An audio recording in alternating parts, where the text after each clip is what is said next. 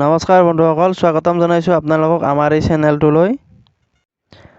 বন্ধুসকল, আজি আমি কথা পাতিম এয়াৰটেল চিমৰ বিষয়ে।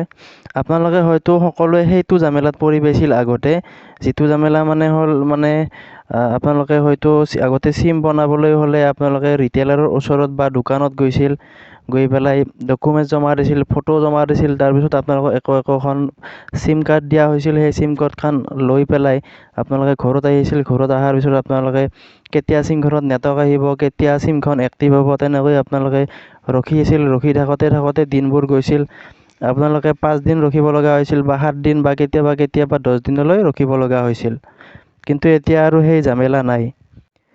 এতিয়া আপোনালোকে নতুন চিম ল'বলৈ হ'লে বা নতুন চিম বনাবলৈ হ'লে আপোনালোকে কোনো ৰিটেইলাৰ বা কোনো দোকান বিচাৰি এতিয়া যাব নালাগে।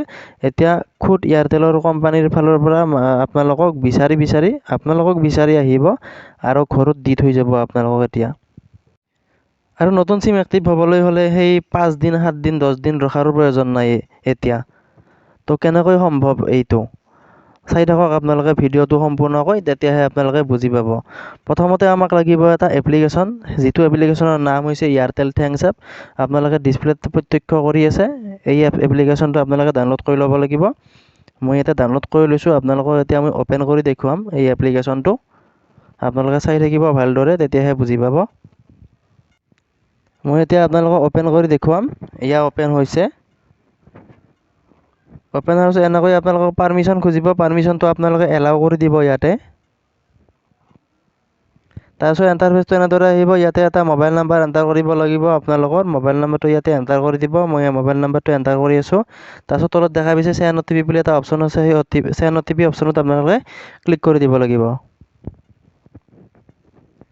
তাৰপিছত এনেদৰে এটা OTP আহিব আপোনালোকৰ মোবাইলত। OTPটো ইয়াতে অটো ফেটছ হ'ব, আপোনালোকে OTPটো এণ্টাৰ কৰিব নালাগে, ইয়াতে অট'মেটিক লৈ ল'ব।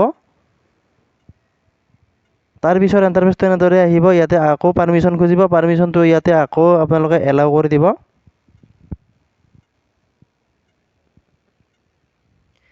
তাৰপিছত ইণ্টাৰফেচটো এনেদৰে আহিব। ইয়াতে আপোনালোকে বহুতকেইটা অপশ্যন পাব। ইয়াতে আপোনালোকৰ চিমৰ ডিটেইলছবোৰো চাব পাৰে। ইয়াতে আপোনালোকৰ ৰিচাৰ্জ কেতিয়া শেষ হ'ব, কেতিয়ালৈ ৰিচাৰ্জ কিমান তাৰিখলৈ থাকিব, বা আপোনালোকৰ net pack, data pack, SMS pack কিমান আছে, এইবোৰ আপোনালোকে ইয়াতে চেক কৰি চাব পাৰে। বা আপোনালোকে ইয়াতে দেখা পাইছে মিছ কল এলাৰ্ট বুলি এটা অপশ্যন আছে। আপোনালোকৰ হয়তো কেতিয়াবা মোবাইল অফ ৰাখে আপোনালোকেও, গতিকে মোবাইল অফ ৰখাৰ সময়ত যদি আপোনালোকক কোনোবাই ফোন কৰিছে, তেতিয়া কেনেকৈ গম পাব, সেইটো আপোনালোকে ইয়াতে চেক কৰি চাব পাৰিব। আপোনালোকৰ মোবাইলটো অফ থাকোঁতে কোনোবা ফোন কৰিছিল আপোনালোকক। তো এনেদৰে বহুতকেইটা ইয়াতে অপশ্যন পাব। মই গোটেইকেইটা অপশ্যনৰ ইয়াতে কৈ নিদিওঁ, এতিয়া বহুত দীঘলে হৈ যাব ভিডিঅ'টো। তাৰপিছত অকণমান তলত যাব, যাই পেলাই ইয়াতে আপোনালোকে দেখা পাইছে এটা প্ৰিপেইড বুলি এটা অপশ্যন আছে। সেই প্ৰিপেইড অপশ্যনত আপোনালোকে ক্লিক কৰিব লাগিব চিম অৰ্ডাৰ কৰাৰ কাৰণে। তাৰপিছত ইণ্টাৰফেচটো এনেদৰে আহিব। ইয়াতে আপোনালোকে কিছুমান তথ্য দিব লাগিব অলপ। ইয়াতে যেনে ধৰক আপোনালোকৰ ফোন নাম্বাৰটো দিব লাগিব, আপোনালোকৰ নামটো দিব লাগিব। ইয়াতে মই মোৰ নামটো এণ্টাৰ কৰি দিছোঁ।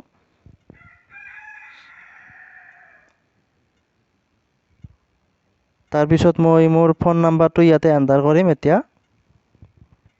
আপোনালোকে ইয়াতে ফোন নাম্বাৰটো এণ্টাৰ কৰি দিব, এটা ফোন নাম্বাৰ, যিটো ফোন নাম্বাৰত আপোনালোকক কণ্টেক্ট কৰিব পাৰে আৰু আপোনালোকৰ ঘৰৰ এড্ৰেছটো সুধি পেলাই আপোনালোকক চিমখন দিব আহিব পাৰে, তেনেকুৱা এটা নাম্বাৰ দিব।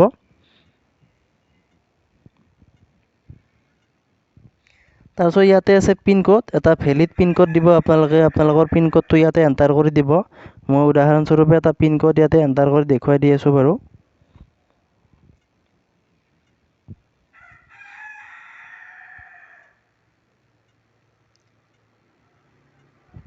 তাৰপিছত দিব লাগিব ইয়াতে এড্ৰেছত আপোনালোকে দিব আপোনালোকৰ ভিলেজৰ নাম দিব পাৰে, ডিষ্ট্ৰিক্টখনৰ নাম দিব পাৰে। এনেকৈ ভিলেজ নেম দিব পাৰে আপোনালোকে, ভিলেজ বুলি লিখি দিব। ভিলেজখনৰ নাম কি আপোনালোকৰ, সেইটো ইয়াতে লিখি দিব পাৰে। মই ইয়াতে বাৰু বৰপেটা আছাম ইণ্ডিয়া বুলি দি দিলোঁ, আপোনালোকক এনে দেখুৱাৰ কাৰণে উদাহৰণস্বৰূপে। তাৰপিছত হাউ ইট ৱৰ্ক বুলি এইকেইটা আছে, 3টা অপশ্যন দিয়া আছে। আপোনালোকে ইয়াতে গম পাব চালে। আপোনালোকৰ চিমখন একেদিনাই আপোনালোকক দিব আহিব, 24 ঘণ্টাৰ ভিতৰতে এক্টিভ হ'ব।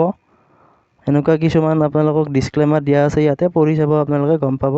তাৰপিছত একেবাৰে তলত চাব আপোনালোকে, একেবাৰে তলত বুক ইউৰ চিম বুলি এটা অপশ্যন আছে, সেই অপশ্যনটোত আপোনালোকে ক্লিক কৰি দিব।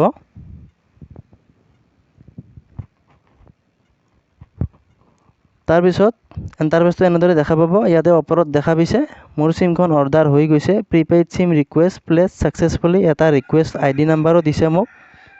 গতিকে মোৰ চিমখন এনেদৰে অৰ্ডাৰটো ছাকচেছফুলি হৈ গৈছে। মোক এতিয়া ঘৰলৈ দিব আহিব চিমখন। তো আপোনালোকে এনেদৰে অৰ্ডাৰ কৰিব পাৰে অনলাইনতে ধুনীয়াকৈ।